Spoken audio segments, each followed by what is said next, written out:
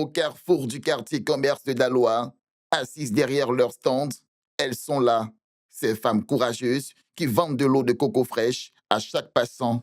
Mère de 6 enfants, Koneawa vit exclusivement de cette activité.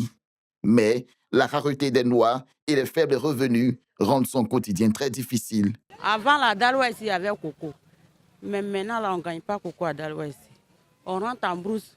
Avant, on payait 3,50 €.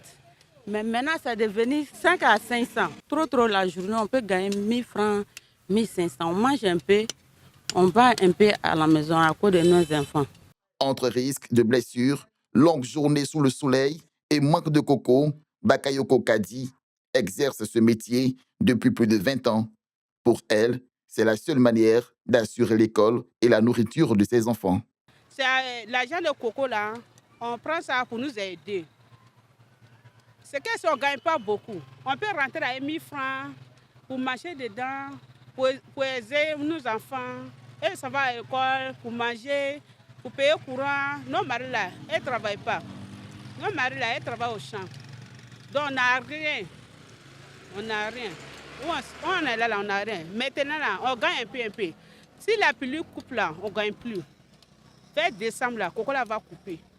On se blesse ici même. Jusqu'à on s'en va à l'hôpital. Moi-même là, ma mère là, s'était coupée. Ça reste un peu, mais elle va tomber à terre. Comme beaucoup ici, Koulibaly Matroman espère un accompagnement pour améliorer leurs revenus et sécuriser l'approvisionnement en coco.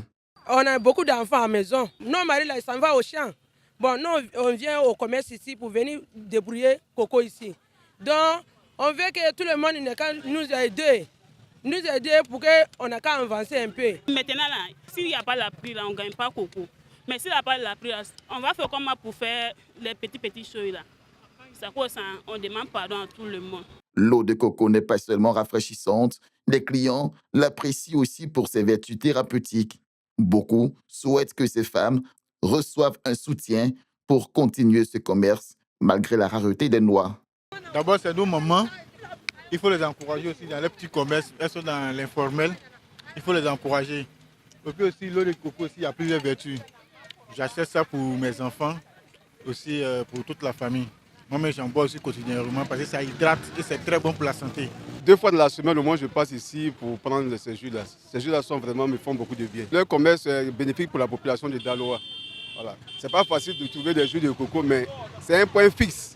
Quand tu as envie d'avoir ces jus-là, tu viens et toujours elles sont présentes. La vente d'eau de coco représente pour de nombreuses femmes en Côte d'Ivoire et particulièrement à Daloa une source de revenus et un moyen d'autonomie. À travers cette activité, elles assurent leur indépendance financière tout en participant activement à la vie économique locale.